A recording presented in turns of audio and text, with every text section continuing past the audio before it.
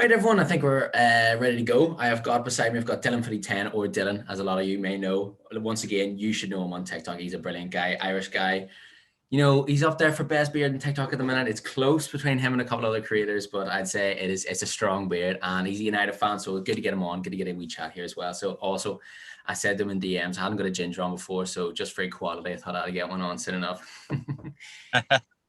So yeah, Dylan, how are you doing at the minute? How's life with you? That's not too bad, pal. Not too bad. I'm keeping well. Trying to enjoy the sport as much as I can. It's actually good. It's a good league this year. Like, yeah, it's exciting. It's unpredictable. I think it's going to be the closest title race that I've ever seen. Anyway. Yeah, definitely. I agree. I think we're probably getting back to the vintage Premier League instead of we're so used to like one team or even two just running away with it. But I think this year should be class. So I'm going to start off. You're obviously a Man United fan. So who is your favorite Man United player of all time and your favorite like overall player of all time? They can be the same one if you want to, but who would be your favorite any team and who would be your favorite Man United player of all time? Well, between United players, there's two that stick out, but there's one that's my favorite player of all time. But I'm going to give you the two United players because there's my favorite player and my favorite United player are the same people. So my favorite player of all time is Wayne Rooney. I grew up watching Wayne Rooney. It was just like, do you remember his street striker challenge? Rooney street striker. Oh, what a show! I was 9 watching that.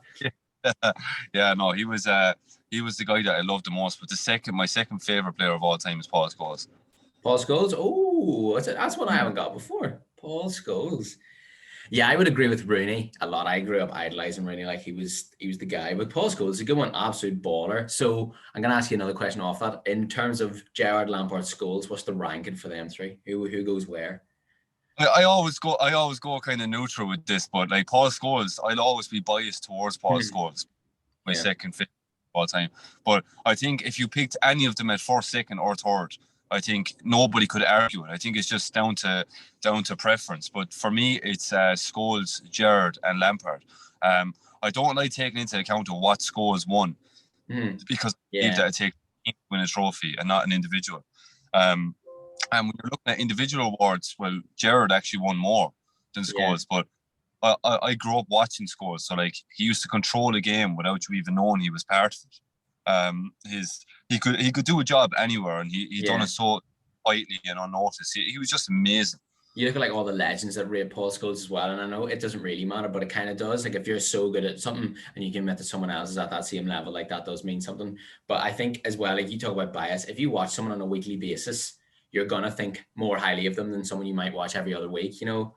So I think they take that into account when they talk about the Gerrard, Scholes, Lampard debate, especially people that never actually watched any of them, because there's a lot of people on TikTok that have never watched them. Yeah, there's far too many people on TikTok that are just going by what other people say, but like when you did actually watch them, like they were ridiculously close. Like it wasn't like it's a clear level above the rest of them. Like they were all like you could literally put any of them above another. They were so amazingly good and three players to ever be produced. Like. 100%, and it was amazing. They're all English as well. How that even happens. But now we'll get on to more about the actual all-around club. What's your favorite moment supporting the club? So your favorite moment, like your favorite Man United moment, just the one that resonates with you the most. Well, I was at the game where Rooney scored the overhead kick against City. Man City? No way. Yeah. Classic. Celebration as well. Yeah, like it was just an amazing feeling, like because if you remember Rooney before that, he wasn't on the best of form. Yeah. There was stuff going on off the pitch, and like it was affecting his form on the pitch, and everyone was just like, "No, Rooney's done," because it went on for a while. It went on for a couple of months. Like he just wasn't playing that well, and then he scored that goal. Yeah. And just when he went over to the corner flag, it was just like, "Now everybody just shut up and just admire this man." Yeah, exactly. It's like the king is here, like.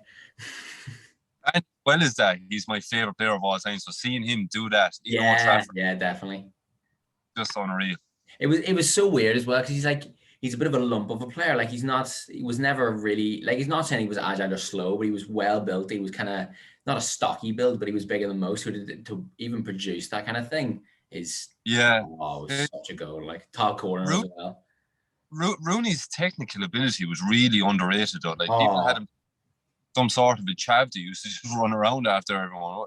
It wasn't like that. Like he was aggressive. He was strong, but his mind and the way he viewed the game was just like different. He was a level above 90% of people he played with. I think he's one of the most complete footballers. Like what second top goal scorer, third top assister in Premier League history. Literally played everywhere from defense onwards. He played literally every single position from CDM all the way to striker. Like, yeah, no, he was class, and in my opinion, one of the most underrated players of all time.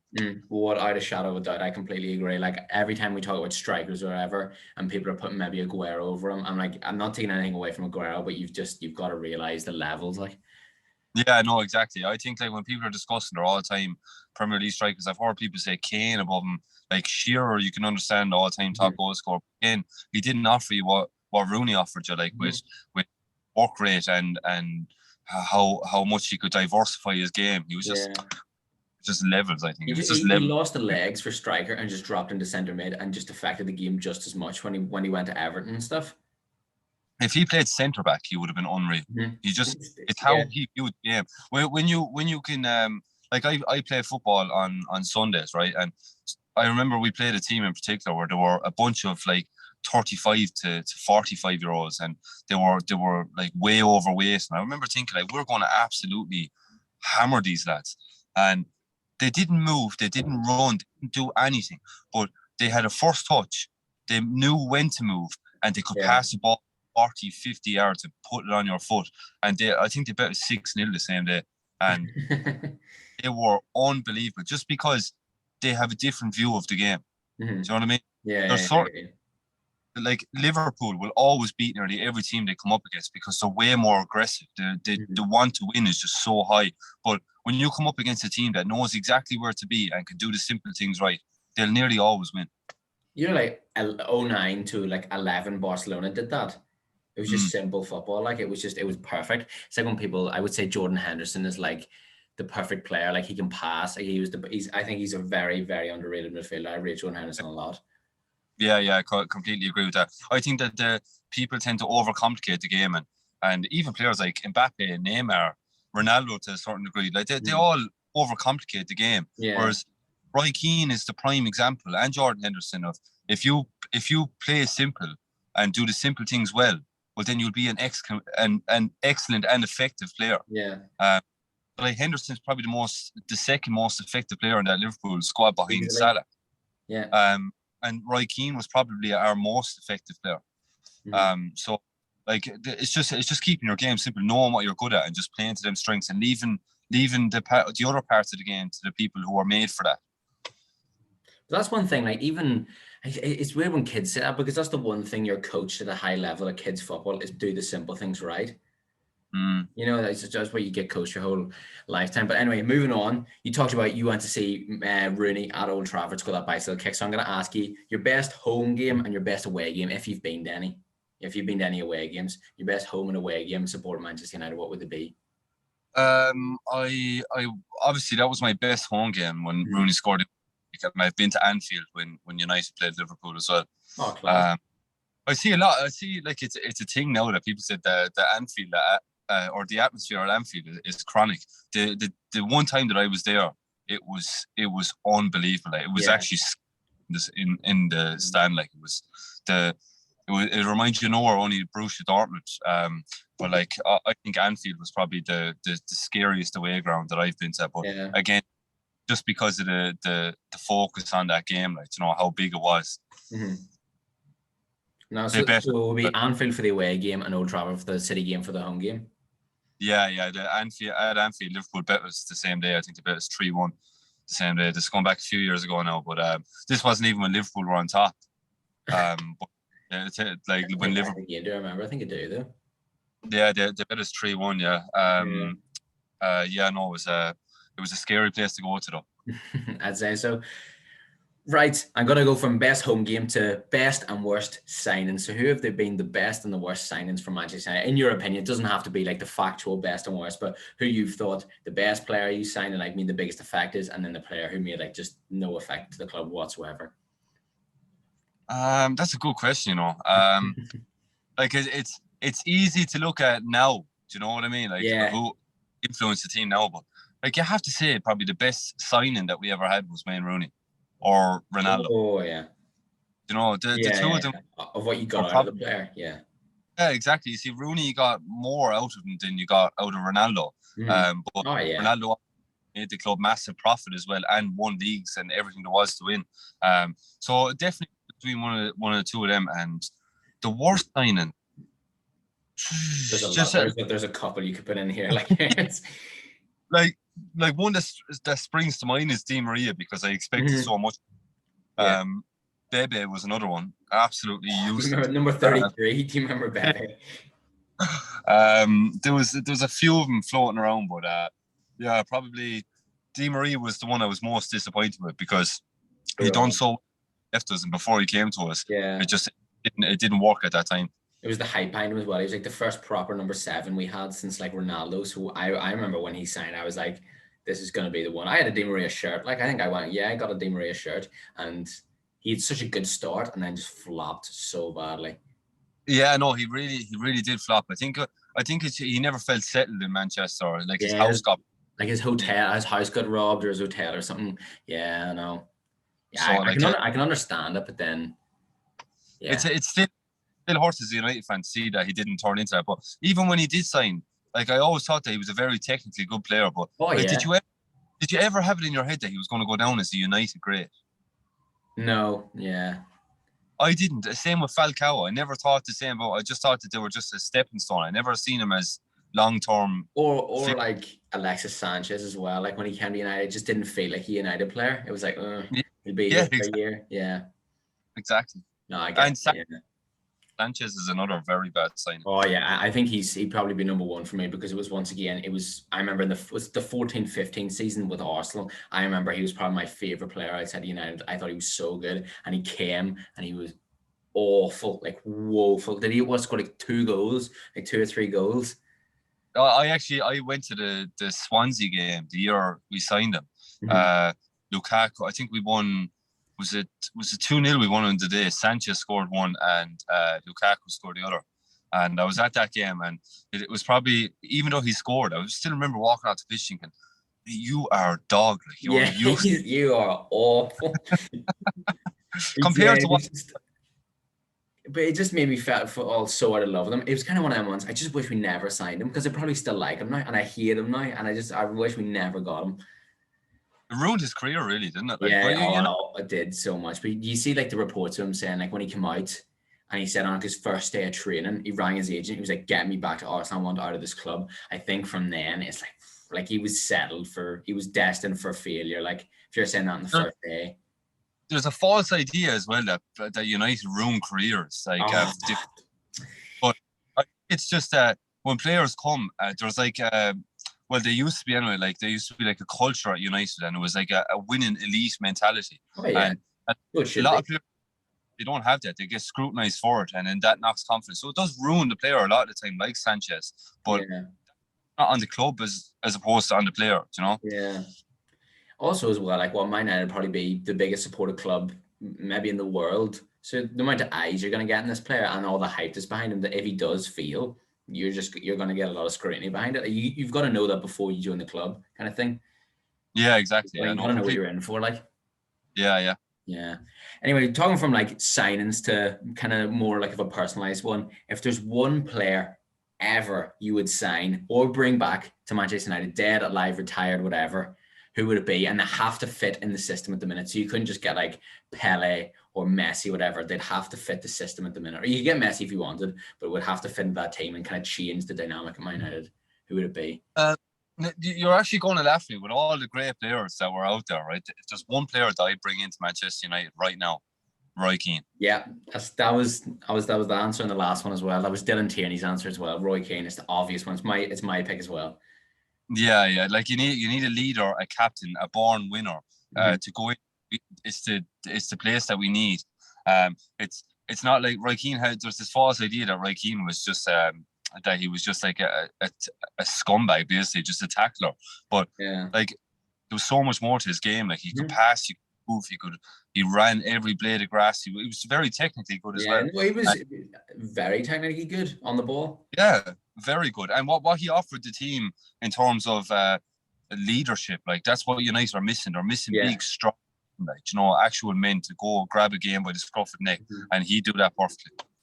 If he's sat in the midfield with Pogba and Bruno and Roy Keane, the league would be done already, honestly. If he was in that midfield, Pogba wouldn't be there. You don't think so? You think he'd get Pogba? No. Probably, yeah. I think there's no, don't get me wrong, like, especially on TikTok, a lot of people think that I hate Pogba. Pogba's my favorite player to watch in world football, right? But he's also the player that frustrates me the most, and a player that I'm not fooled by. He has all the technical ability in the world, but he has, I don't care what anybody says, he does not have the work rate. He doesn't have like, he is a winner, but he's part of a winning squad, of a winning mentality, and he's very effective, but he's not like really aggressive in what he wants, and that annoys me. There's no real desire. Yeah, exactly. Yeah, he'll win, no problem, because he's unbelievably talented. But if he applied himself more in a game, he would be genuinely the best midfielder in the world. Oh yeah, easily, without a doubt, and I think everyone can agree that as well. But that was kind of what makes it so much more annoying. With Pogba is like, you know how good he can be. It's just you just don't get it every day of the week, which is why I think he gets disrespected quite a lot. But do you notice though that a lot of United fans are like, oh yeah, he could do this and he could do that, and they're constantly trying to find reasons as to why he is unbelievable. And when he does, he's the best midfielder in the world. And they're like, he's not. Like, he really, if he could be, but he's not. It's like Martial. It's like, we've got to stop defending him. It's like Neil Tugg's Footy put out a video the other day, and I like Neil, and I rate his ball knowledge a lot, but he put out a video being like, oh, I can understand why he's no motivation. I feel bad for him. You feeling bad for a man that gets paid $200K a week to play for the biggest club in the world? Like, what do you mean you don't? Motivation should be a self thing. You should be able to self-motivate yourself. You should look at the badge and go, right, I'm playing for Man United now. This is got to get the arse into gear, got to pull the finger out. I completely agree, right? When you look at players that, like, the motivation, like the very fact that he's in that building of Manchester United should motivate him to want to be unbelievable. But like, motivation is something that you have within yourself. You should just always have that. But like, when you're not playing well, the only thing you can do is walk yourself into form. And every player from every other club, if they're playing useless, they still work. But it seems like at United, we have so many players that are just not like that. Rashford's like that. Like that, he doesn't work himself into form. Martial doesn't. Pogba doesn't. We have too many of them players that are just like, oh, it's not my day. Who cares? Like, that's why. I completely agree as well. I think it's just you cannot defend a player for not having motivation. Like, honestly, and there's nothing wrong with him either. It's not like Ollie's like sitting shouting names at him. Whatever. I'm pretty sure Ollie and Anthony probably have a good relationship. You know, he's probably someone that is difficult to have a relationship with Martial. But I don't know. I think you got to stop this defending thing. You just have it or you don't have it, and he's just pissing me off. I think a lot of it as well. He had a lot of things that went on off the pitch as well. Like, I think like himself and his wife split up and that as well. Yeah. He had a lot of things that were going on, so that does affect players, right? And I have no doubt there's reason behind the way that he is, but there's no excuse for not working hard, none whatsoever. So that's what annoys me about. Yeah, no, I agree. So moving on from any player of any generation to now, if you were the Glazers, if you were the Glazers, who are you going out to buy in the current market right now? Who's the number one pick for you? There's a couple, like, I know my favorite probably wouldn't be everyone's favorite, but one of my favorite holding midfielders at the minute is Calvin Phillips. He's class. Have you seen we're linked with him at the minute as well? Yeah. No, he like, people don't realize how actually unbelievable he is. Like, he's reading at a game, like when his fullbacks are forward, the way he cuts in and covers them, like by just splitting the wing and centre back role where nobody's going down there without actually having to take himself out of position. Exactly. And then he's breaking up a play. He's strong. He's good in the air. He's motivated. He's like, I just think he's sensational. But I know most would say Ndidi, and I think he's top class as well. But Calvin Phillips, I think he's more silky on the ball than Ndidi. Calvin Phillips completely outperformed Rice this summer as well. I completely outperformed him.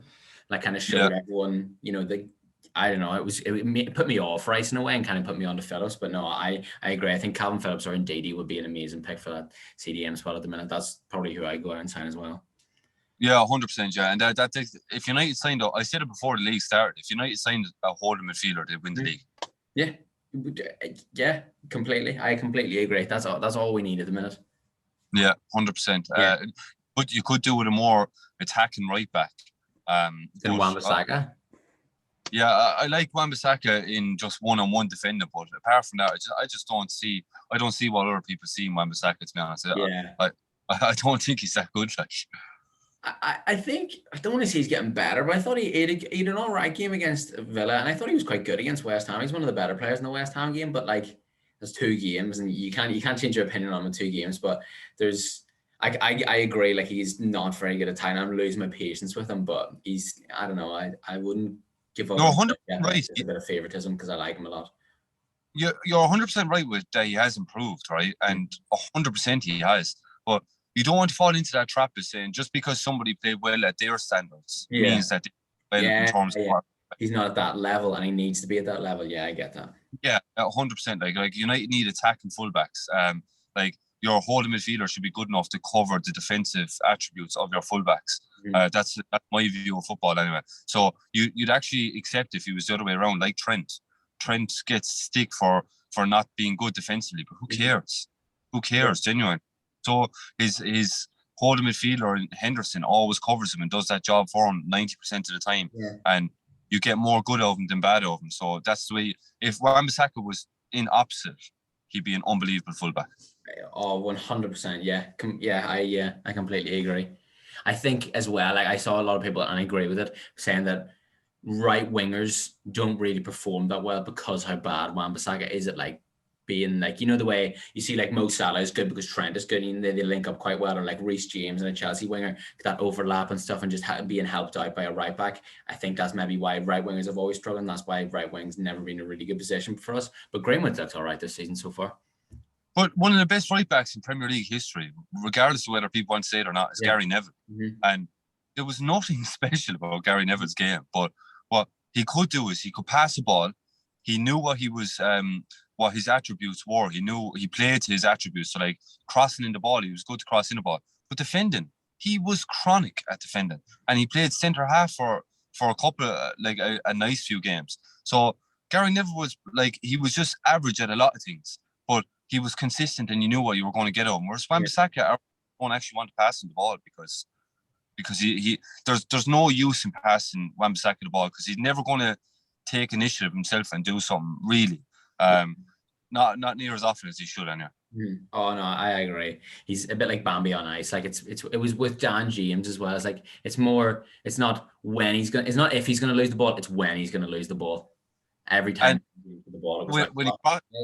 Waiting for the message. Ball, I just don't think you can't ever say when you see Trent crossing in a ball, you're straight away, right when he's going hitting a goal, right? Yeah. Same when the ball is played back to Jordan Henderson. You know, when the ball is just laid out in front of me, he just dinks it back in. You're thinking, right, goal. They know exactly what way to fall. When Saka swings in the ball, you're nearly worried about some Karen in the other side of the stadium getting a slap of a ball. You're thinking is Rashford on the left wing going to get onto this one? Exactly. Rashford, you can put it back in. I have no faith. Just have no faith. Yeah, I know. Same. And it was one of them things. Is like in a different system, maybe would he be better like right centre back where he wouldn't have attacking duties? But I don't know. We'll get on to that in a little bit. But anyway, I'm going to move on to what's your expectations for the end of the season? Who do you like? Expectations for United for the end of the season? What do you think we can? Is there any trophies we can win? Obviously, can't win the Carabao Cup now, but can we win the FA Cup? Can we challenge for a Champions League? Are we going to go into the Europa League? Where are we going to finish the league? I think United are a team that live off moments, so it's going to be some sort of a cup competition. So if there was anything they're going to win, it's something like a cup. But now that we're out of that absolute shambles there against West Ham, I think that Ollie has to win something. He has the champion. He has a Champions League winning team, right? And people will laugh at that, but he does because Champions League games, you seen Chelsea win against City last year.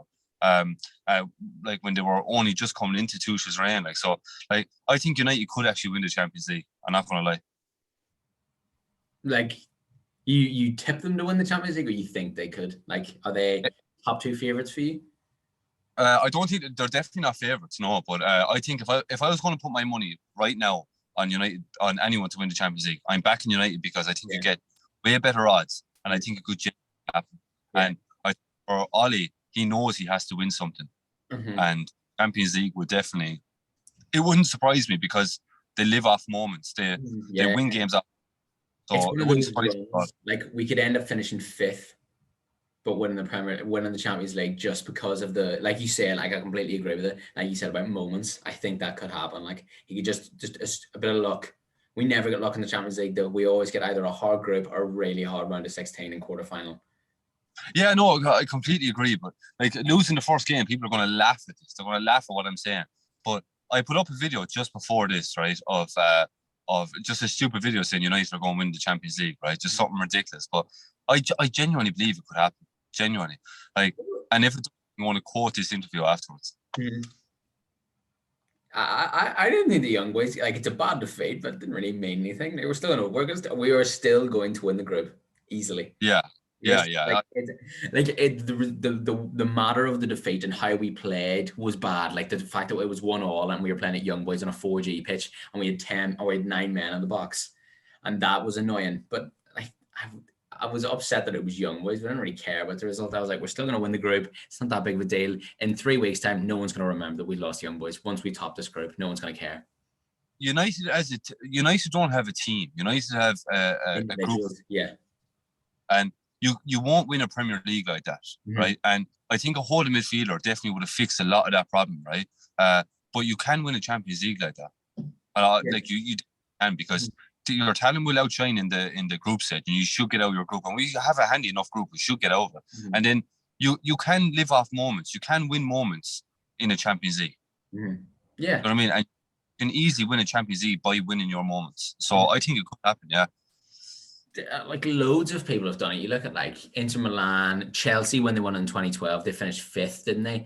Chelsea last season were quite poor in the league when they had the run with Lampard. Like you said, it's knockout football. Anything can happen, and anything will happen.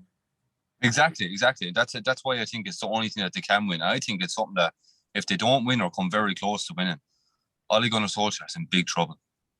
If Ole Gunnar, hold on, I'll leave the next question, but I'll get on to the next kind of interview style question because I'm coming back to the Ole situation in a second.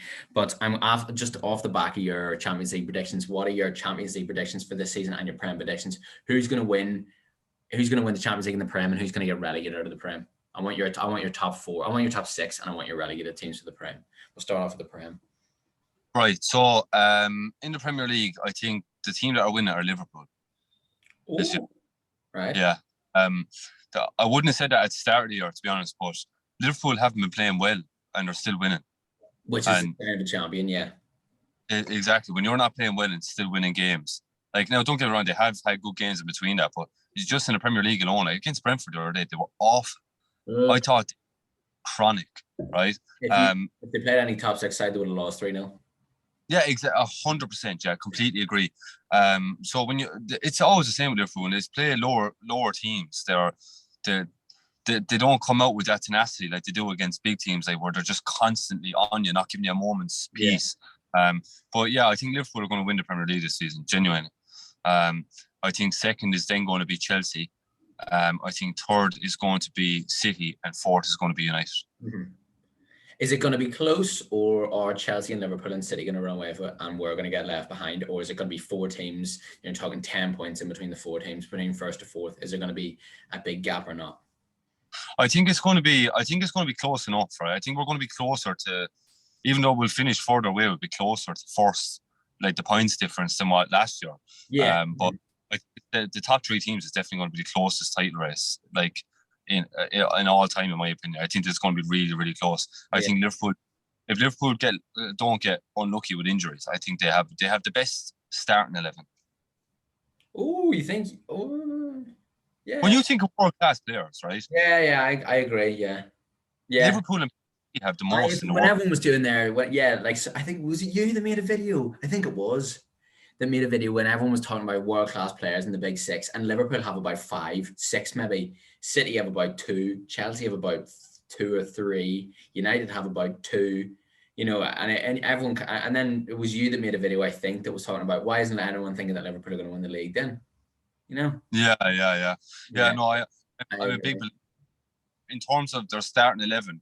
PSG and Liverpool have the two strongest starting 11s in the world. Yeah, definitely. Yeah. 100%. So why can't they win a league? It's mad that I didn't even think about that before. Yeah, I wouldn't even have thought that. Now you said it, it makes me realize. I probably would have said City have the best squad, but squad and manager. But nah, probably would be Liverpool. I think Chelsea are going to win the league, but it's like you said, the top three. I even think the top four is going to be. I mean, I said this at the start. I could see 2 points separating Chelsea and Liverpool at the top. Yeah, I think it's going to be very close, like you said. But I can't see Chelsea win the league this year. I don't know why. At the start of the year, I would have said, yeah, they're looking good. Like when you look at the chances they missed last season with Lukaku coming in, but I don't know. What I've seen from Chelsea so far, I've been impressed with, but I just don't see them as a title-winning team. Mm-hmm. I think the way they dismantled Tottenham, and I know Tottenham are a great side, but it's the fact that Tottenham played really well for 30 minutes. They withheld it, they scored, and then Kante scored. I know it was a lucky goal, but it was just the fact that they scored. They just dismantled them in such a way, and they played really well. 10 men against Liverpool. They're probably the better side. I've been impressed so far, and I think Tuchel. I am a massive fan of Tuchel. I think he's a genius. Sometimes playing against 10 men is harder than playing against 11. Yeah, because they play with it's more on the line. Yeah, they play more aggressive. It's probably more off-putting to play against as well. Yeah. Yeah, exactly. So like, I think Liverpool still did enough to win that game. I think Chelsea did well defensively, but I think like Chelsea are papering over a lot of cracks. Like Tottenham are not a good team. I know they won their first 3 games, but they're not a good team. Harry Kane's not even scoring goals. Like when you take Harry Kane out of that team, like they're a mid-table team. Like, and I still think this year they're going to struggle to find Europa League. Like genuinely, so I was really really worried about them watching the Arsenal game the other day. I thought that was like, oh my god, it was so bad. Like it just like they had no midfield, none. Like it was like the whole circle in midfield was empty, bar Arsenal players. I could not believe what I was seeing. It was when they scored. Was it Saka's goal? Was the third when Keane lost it on the edge of the Arsenal box, and he was the only player that was making it back, and he actually gets unlucky with the slide tackle. But when I was watching the replay, I was like, how is he getting back ahead of like Højbjerg? Can't even remember who played in the midfield, but all them Spurs midfielders were jogging, and Keane was banned, and I felt a bit bad for him in terms of like he's the only one that kind of cares. But they're yeah. Well, there was Ndombele, Dele Alli, and Højbjerg. Dele Alli, Dele Alli is just like, I thought he was going to be such a good player, but he just again just does not have the work rate and the desire to do it. Ndombele is a fantastic player, but would remind you no one, only Pogba, but just not on that scale. Like he has all the talents in the world, but again his work rate is terrible. Spurs are just a crowd of absolute bluffers, I think. Yeah. Even Ndombele, I think I was really impressed with the Liverpool game he played last year. That sticks out in my head. But once again, he just does it like once every 8 games, and it's just not good enough. Like he just cannot be, you know. They're a crowd of, I think genuinely Spurs are just like they're bluffing their way through it, and they're papering over cracks, and letting Pochettino go because they want to achieve more was just ridiculous. Yeah, I agree. I think like my girlfriend's family, they're all Spurs fans. Like they're from North London, and they obviously live over in Northern Ireland or whatever. And they were saying as well, they were like, once we let Poch go, that was it. That's when the spiral of decline happened. That was the worst mistake Levy ever could have made, was letting Poch. Yeah, that's why you tried to get him back. But like Spurs are just like, when you look at them player for player, they're not up to the races, and they won't be. There's too many. I don't know. I don't even know the word to describe them. There's too many players that just don't have that elite mentality. It'll take a 5-year rebuild minimum to get that team scratch. Minimum. Yeah. I think I was scared for Tottenham when Pochettino was in charge, because I said once they lose like 1 or 2, maybe 3 players, Tottenham are like, they're not a great side like at all. And now they're starting to show that, like when Kane's not scoring and Son's not scoring really, well, they're starting to show how average they are. Yeah. I know. So, kind of talking about Spurs, who finishes in the Europa League spots, 5th and 6th, and then who gets relegated as well. So, who finishes 5th and 6th? Who gets those coveted Europa League spots? Oh, you're definitely going to laugh at this. You're going to laugh. Brighton. No, Brighton will fade away. They will. Yeah. I'm going to stick with the prediction at the start of the year, and people are still laughing at it under that video I done on TikTok, but I still think Arsenal are going to finish 6th. Arsenal. Okay. Who finishes You're 5th? going. I know you're going to laugh, right? Because they've been playing so bad. But when you think about Tottenham, who are apparently playing well, but now Arsenal have them. Yeah, fair Arsenal have they have a good manager, I think. Like technically, he's a very good manager, I believe. Yeah, like in terms of technical knowledge of the game, he's way better than most of them in the league. It's just getting a job, which he didn't have. You have to think Thomas Partey was missing for a lot of the season. I rate Thomas Partey as well. He's one of their best players. I would have loved to sign Partey for United. Ben White is an extremely good centre back. Tierney's a good left back. They have, when Ferguson always said, if you had 4 or 5 very good players, you can survive with having 5 or 6 average players. Look how he won leagues with average teams. But yeah, I think Arsenal are going to surprise a lot of people. Last year they set up that they didn't lose games, whereas this year they're setting up to actually try and win games. Yeah, that's fair enough. Yeah, I once again I could see Arsenal finishing 6th. I think I put Tottenham and Leicester to finish 5th and 6th. But like I said, I have no issue if you shuffle about a couple of teams in there. I could see Arsenal finishing 6th. Who finishes 5th for you? It's such a hard one. Leicester have been terrible. Dog, like they're so bad. I genuinely think they're going to have a bad year. Just with not just the last couple of results, but I just can't see where they're winning games from. Their defense is so shaky. Maybe when Johnny Evans comes back, but Soyuncu's so bad. Like he's terrible. Isn't he? I remember when people disrespect Johnny Evans saying Soyuncu was better. Like it was Johnny Evans carrying that defense. Like Johnny Evans is again, he has a different mentality from being at United. But Johnny Evans is a very good centre and Vestergaard. I think that should be a partnership. So good. I love Johnny Evans. That's probably up there with one of the footballers I'd love to meet Johnny Evans. I love the man. Like he is a king.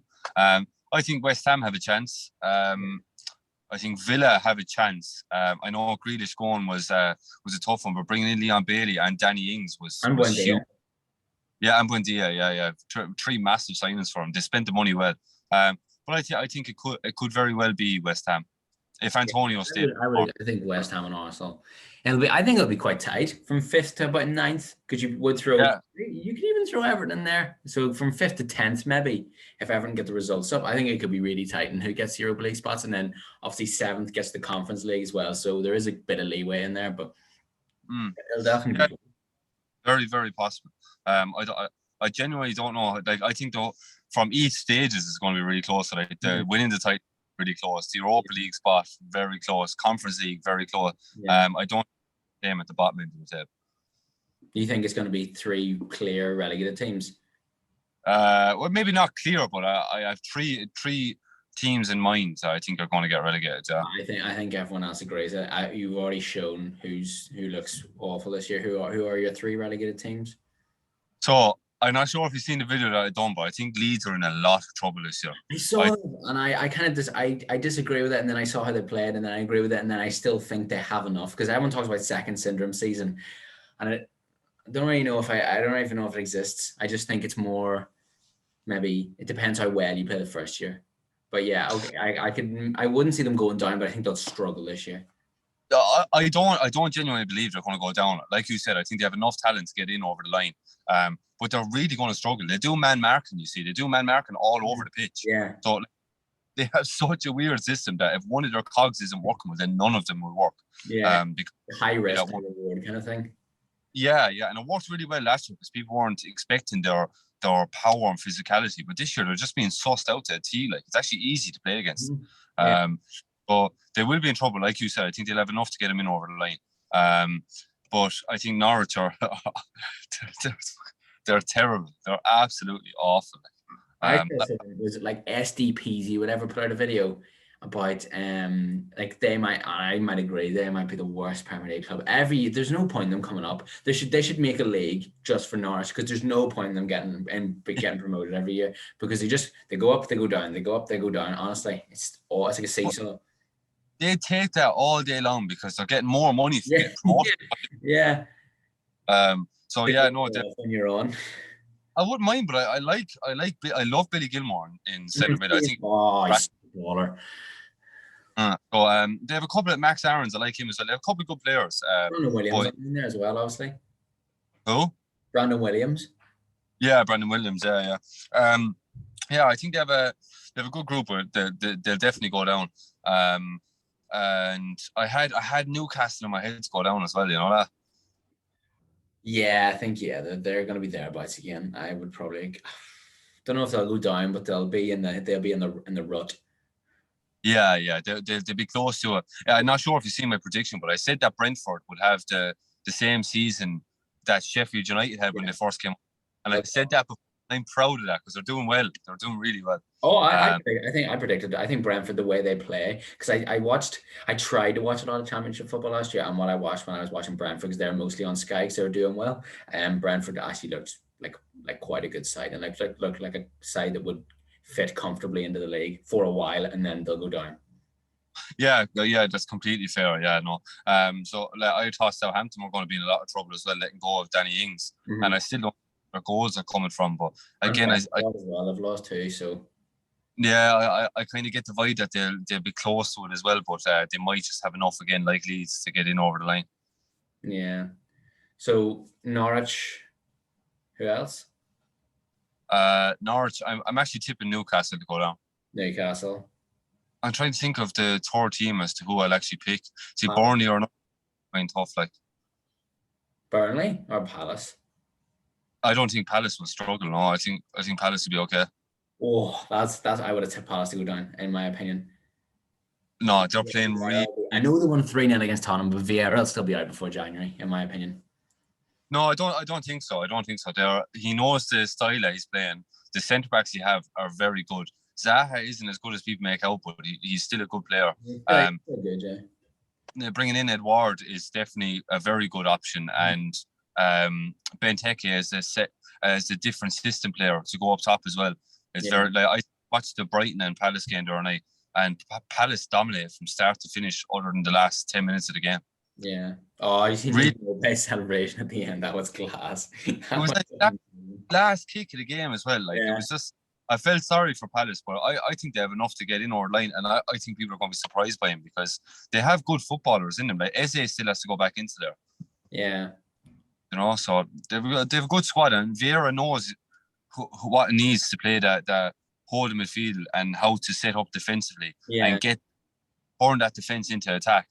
So I think they'll be fine, genuinely. You think they're going to set up to draw? I think that's how I could see them playing after a while, setting up to draw games, just not to lose. I don't know, like there's no team that sets up to draw that beats Spurs 3-0, like. You know what I mean? Yeah, fair enough. Yeah. Like at 2, you're right. Like at 2-0, he could have easily said, "No, that's it. Just leave it go. Just sit back, 10 men behind the ball. Just set up that we don't lose this game." He didn't, or even at 1-0 he could have done that, but he didn't. He still wanted more and more and more. I think your boy Conor Gallagher as well. I know he's on loan from Chelsea. He is so good. I think he's class. Like last year for West Brom as well, he was lethal. I hated him at West Brom. I thought he was like I don't know what it was. It's like he was trying to be Zac Efron or something. Like he was really annoying. But this season, playing that role that he's playing, he's doing unreal. And Vieira needs props for that as well because he's getting the best out. Yeah, definitely. No, so you're saying Burnley, Newcastle, and Norwich to go down. Yeah, now I could look at the table. I'm trying to think of the teams down there because I didn't actually know you were going to ask me who'd get relegated. I'm trying to think of the teams down there. I try to think of the teams down there that could get relegated, but from the top of my head, I can see Palace staying up. I can see Southampton staying up. Obviously, Brighton are doing really well so far. I think Watford are sitting in 12th. They haven't done too badly. They're too strong, I think, for a lot of teams to cope with them. Yeah, I think they'll be okay. I think Burnley could be in big trouble this year. Yeah. Yeah, I don't know. I've always said that I quite like a proper Route 1 football. I think it just creates a balance in the league that you need. You need someone like Burnley, and the fact that everyone hates Burnley as well just makes it a little bit more funny. Yeah, I still think they're in trouble. I agree. I think they'll really struggle this year. They're getting opened up a lot. Like they're yet to win. Yeah, no. I think they'll be in trouble. Themselves, Newcastle and Norwich, I think are going to struggle this year. But again, it'll be really tight. Like Leeds are sitting in the relegation zone as well. They haven't won yet. Proud of that prediction. Yeah, I am. Yeah, that to be fair, if it comes off, that's amazing if you get that right. Like, I hope I don't, because I do like Leeds. And I don't think they get relegated. But I wanted everyone to know that I believe that they were going to finish down there. They're going to be in big trouble, and they will be talking about relegation. I feel at the end of the season about avoiding relegation, needing to get into a point.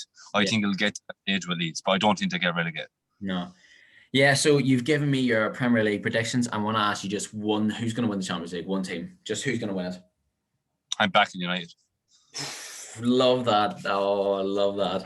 Love that. Yes, always back the boys.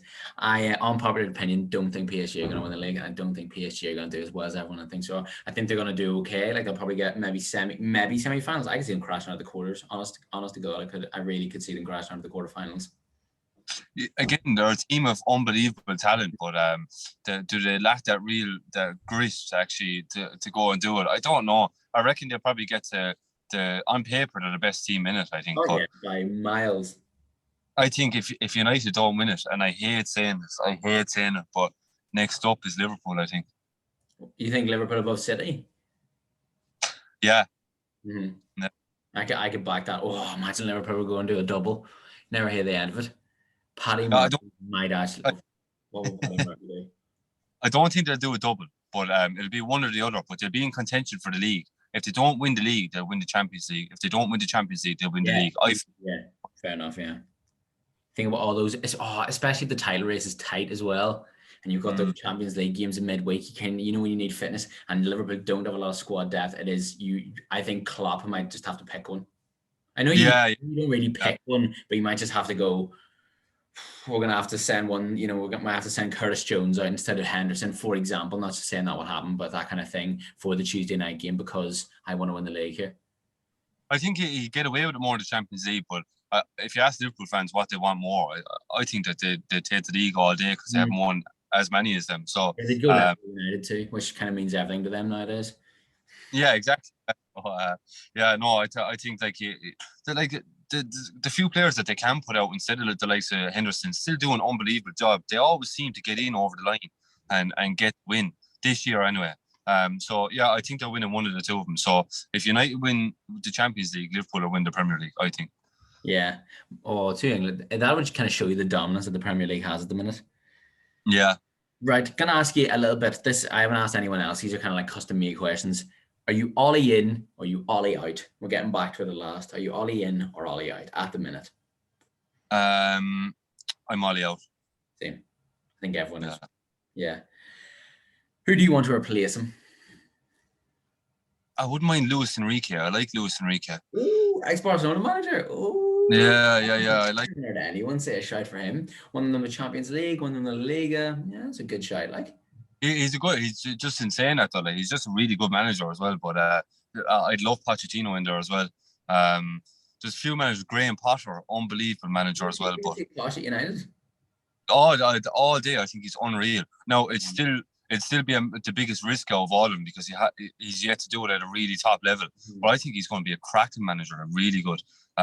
If you ask me my ideal one, it'd probably be Pochettino. But Enrique, I'd love to have him there as well. Pochettino, your number one pick for my United job? No, that's one you haven't heard before. It's a good. No, I'm telling you why. I agree. I think Poch is a very good manager. I rate Poch a lot. I've never really heard. Once again, he would never leave PSG though. But what about reports of Conte and Zidane? What about them? I wouldn't want Zidane, but what about Conte? I wouldn't want Zidane or Conte because Conte is just another version of Mourinho. He's a real defensive manager. Yeah. I don't like. And another thing people are saying as well is Conte is he's 2 years max, 3 years max. He's not a future manager. He is here for a couple of years. So the fans play defensive football and he's gone. Conte's style is really effective, right? And it obviously did win the league with Chelsea. But like football is changing and adapting again. I just don't think I don't like that style anyway. I don't like watching it, but I just don't think enough to. If Conte was in the league right now with City, he wouldn't win it. It's weird seeing this as well because obviously both of us were about when Louis van Gaal and Mourinho were in charge when they played defensive football, and everyone was preaching, I don't care if we win, I don't care if we win this, I just want to see attacking football. Ollie came in, played some sort of counter-attacking football. It's not the greatest to watch, but it's attacking football, and we score goals. So I think if you were just bring Conte back in, you just get Mourinho again. Is it though? Like when you look at the changeover from Mourinho to Ollie, like it's like Ollie just took over the system that Jose Mourinho was doing, but it was just like it was slightly working for him at the start. But I just don't see a massive difference. United sit behind the ball so much, like against useless teams, and they're sitting behind the ball, and you're like, how is this different to Mourinho? Except Mourinho knew. I don't think he can coach a system though, because he doesn't know any. Yeah. He's so unknowledgeable. He just doesn't. I don't think he knows any.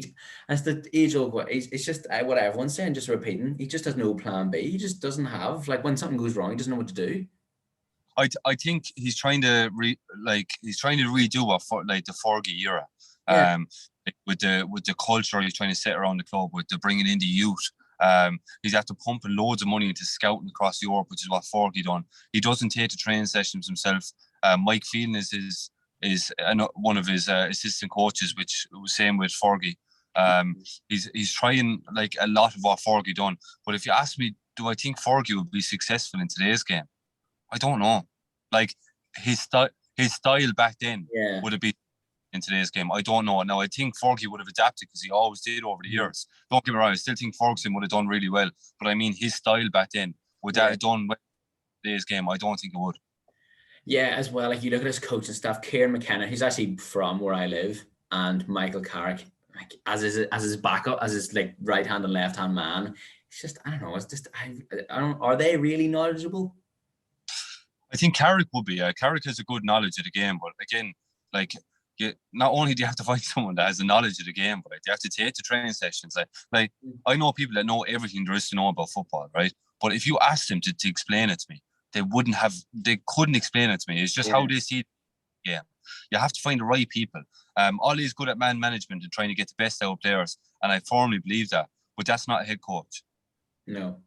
That's be alongside. He should be the Michael Carrick. Do you know what I mean? Yeah. He should be the right hand man. Yeah, instead of the man. Yeah. Kieran McKenna, I know, because obviously I know from a lot about him, being told about him. He was at Tottenham's youth academy, and then he's done everything. Like he's apparently like book smart. He was very good, and he would probably be book smart, very good in terms of football. But it's just that age-old question. He's book smart in Northern Ireland. Huh? Apparently he was really smart and did all these coaching qualifications. He's got this job, and apparently he is a very good coach. And he was managing the under 23s when Mourinho brought him in from the 23s. And obviously if Mourinho's bringing you in, you must be good. But like I said, I don't think the three of them, I just don't know. Yeah, I'm just not that impressed. They just aren't. Just like I don't know. Ollie I just don't know what it is about him. It's just like he doesn't have that again, like that grit, like that sack, like to just tell people to go. Like, do you know what I mean? Like keeping Lingard at the club, he wanted him there. Like get rid. Lingard is good. It will always be good at the likes of a West Ham, and he's done really well. There's no doubt in the fact that he's a smashing footballer, but he's not going to be a smashing footballer for United, and it's not going to happen, right? He can score the odd goal in that, but people are again hyping Lingard up because he's been at the club for years. He's good, but he's not Man United quality, I think. But he wanted him there because he likes Jesse Lingard. Do you know what I mean? He's a good lad. You know, he's a good lad. He's a good lad, or Jesse. No one cares. Get him out. You have his phone number. He can keep in contact with him. Just get him out the club. He's not good enough. If West Ham gave you 30 million for Jesse Lingard, which I think would have been fair, right? If they only give 30 million for him, you would have gotten Ruben Neves for 34 million. You would have gotten Basuma for 50 million. You know what I mean? You could have given Lingard 40 million for Declan Rice. I don't know what they had taken it. I think they would have asked for Lingard and 60 million, to be honest. Yeah, even so, I probably would have taken that. Yeah, well, like if you offered, there's even Souček, like do you know what I mean? I would have taken so many other players. I would have taken Romeo or James Ward-Prowse. Honestly, I think Southampton have a better CDM or DM lineup than we have at the minute.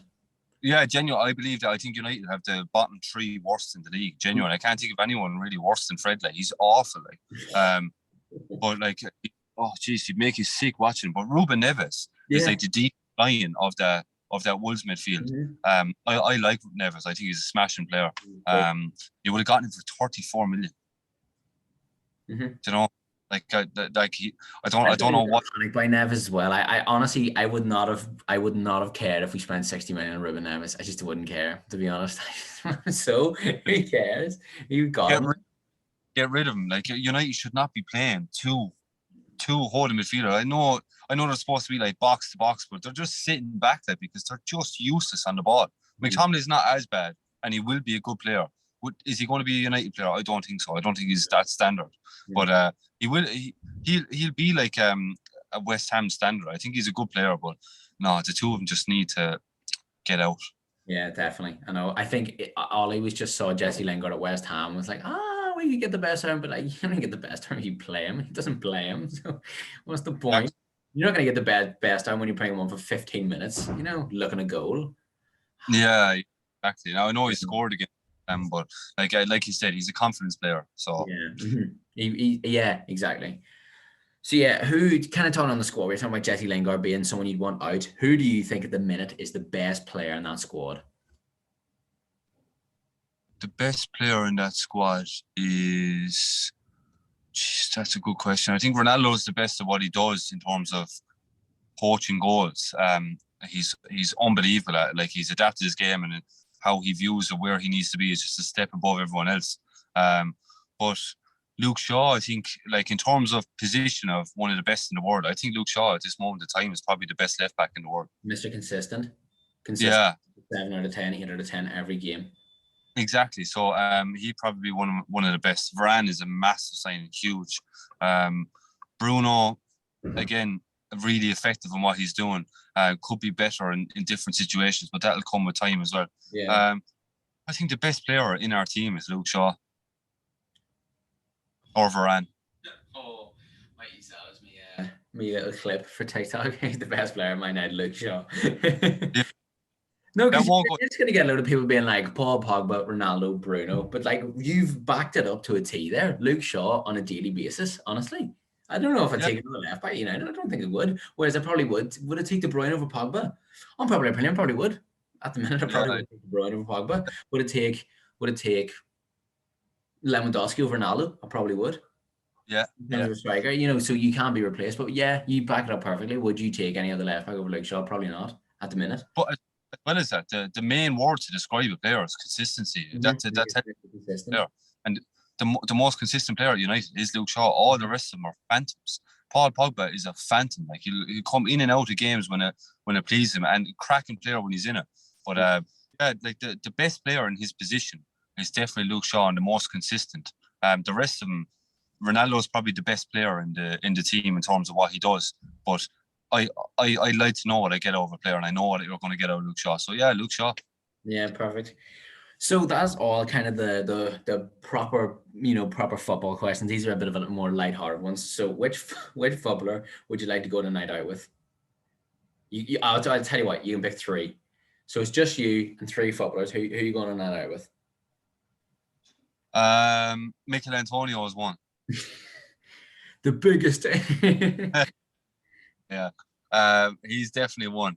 I think Luke Ayling for Leeds. Yeah. I think that'd be a really good fit as well. And I'm trying to think of another. Jack Grealish is a bit boring, like, isn't he? Jack Grealish, yeah. A bit boring though, all the same, isn't he? Isn't Jack Grealish boring? Oh. He is, like, he's comedy gold, like, but he's boring. Like, he's the personality of a wooden spoon. Like. Yeah. I'm trying to think of somebody else. I wouldn't take anyone from Liverpool on a night out. No. Mason would be a bit of a laugh as well, but he seems very shy. Like. Mason Greenwood, yeah, he does seem very shy. Yeah. Oh, Mason Mount. Mason Mount. I said Mason Greenwood. Oh, Mason. Yeah. Mount. Yeah. Maybe. Yeah. I say Jamie Vardy's got to be up there. Oh, Jamie. Sorry. Take out Mason Mount and put in Jamie Vardy. Yeah, that's who's coming. Yeah. Jamie Vardy would be a lethal one down the night out. Yeah. No, they're not players that I'd love to, like, the top 3 players that I'd love to meet. I just think. Oh yeah, that's not the question. Yeah. Yeah, a night out there'd be some crack. I tell you what, this isn't even on the list. Top three players you like to meet. Who are the top three players you can meet? Anyone dead, alive, and who would they be? Oh, jeez. My God, that's a good question. I've It's like actually the dinner party question, that kind of thing. I've met Roy Keane. Oh, have you? Yeah, I met him below in Cork one day. Yeah. Yeah, I've met Roy Keane, so I can't pick him, but he definitely would have been one of them, 100%. Paul Scholes. I'd love to sit down and talk football with him. And he's dry as well, though. What? He always seems really dry in his interviews. He would be extremely boring, but like just how he speaks about yeah, it's Paul Scholes. Yeah. Yeah. If Gerrard didn't play with Liverpool, I would have picked Gerrard as well. But Zidane would have another one. I'd love to sit down and have a conversation. And I'd probably pick Messi just simply because he's the greatest footballer of all time. Yeah. That was good. Scholes, Zidane, and Messi. That'd be a good three-a-side. Yeah, Jesus. Imagine that three-a-side. Now, another couple of ones. We've got like two more here. Which footballer, this is more of kind of, I'm not serious, but it kind of might take a bit of thinking. Which footballer do you think would make the best manager? Which current footballer do you think would make the best manager? In world football? I was just thinking about that question. Would you say in United or would you say world football? We'll go in the Premier League. Which Premier League footballer would make the best manager? Which Premier League footballer made the best manager? You'd have to put Jordan Henderson up there. I know he'd definitely be one. Because he's such a leader.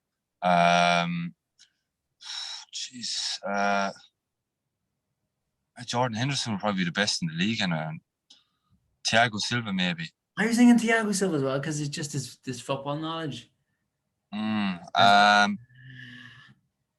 can't think of anyone else that. John McGinn maybe. Oh, John McGinn's a decent shot. John McGinn. Yeah, he's really he views the game really well as well. Anyone else? No one that stands out to me. I think Jordan Henderson is the only one that really stands out because he's such a leader. There's not many like him. He's constantly talking, constantly organising the team. Knows how to play. He doesn't get mad when he's not playing. He just tries to see how he can affect the game when he comes on. He's competitive. He's aggressive. He's just everything you want in a leader. No, I get that. That is a good shot. To be fair, that is a very good shot. And it kills me to say that, by the way. Yeah, but yeah. Do you think like he sees someone like Gerrard? Do you think Gerrard will be a good manager when he comes to Liverpool? Because once Klopp runs out his contract, Gerrard will be straight into that job. He's being groomed at the minute. Yeah, I can't see it ending well. I can't. Ooh. You think it going down the Frank Lampard road? Yeah. I think I don't know what it was about Gerrard. Gerrard was really good. He wasn't the same as Jordan Henderson because he didn't have that. Like he was aggressive on the pitch, but he was a really nice guy. Like Gerrard is like Lampard, really nice guy. But Lampard had that like bit of venom in him as well. Like I'd say he could be a bit ridiculous. So I don't know. Like when you look at the Liverpool team, when he does take it over, they'll be older. Like they'll be a seasoned team. They'll need a rebuild. And that won't. I don't think. Yeah, I have one more, and I couldn't really think of anyone, so I'm gonna do a snog Mario void out of Man United players. So Harry Maguire, Paul Pogba, Cristiano Ronaldo, snog Mario void. Oh, Maguire, Ronaldo, Pogba. I'm gonna avoid Pogba. Oh, right. Yeah, I'm going to. Over Harry Maguire. Who was it? Pogba, Maguire, and Ronaldo. Ronaldo, yeah. Probably. Oh, jeez. Yeah, it's Snog Maguire and Ronaldo. Oh, actually, no. Oh, sorry. No, for some reason I thought I had Shaw in my head, right? So no, sorry. I'd avoid Maguire, Snog Pogba, and marry Ronaldo. He's snog pub, even though you hate him. No, I'm joking.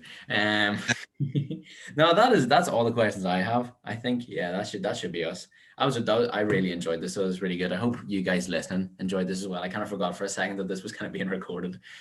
No, Yeah. Good chat, like. I like sitting down talking football like that. Yeah, no, thanks for having me on. No, it's been an absolute pleasure. Thank you for coming on, taking the time out of your day, your busy schedule at the minute. Thank you very much for coming on. No hassle, pal. Hope it goes well for you. Exactly. Hope it goes well for you as well. Have a good rest of the day. And also, anyone that hasn't seen, if you don't know who Dylan is, which I don't know how, because he's blown up on TikTok recently, Dylanfootie10 is his TikTok. Go over, give him a follow. His link will be in the description. So go over and give him a follow, give him a like. Tell him that you've come from MCK Sports. So yeah, and thank you very much for Dylan coming on. And yeah, if you want to leave this or my TikTok a like, MCK Sports, well, exactly the same as YouTube. So yeah, thank you very much for listening, and thank you very much, Dylan, for coming on. Nice one, Steve. Have a good one. Cheers.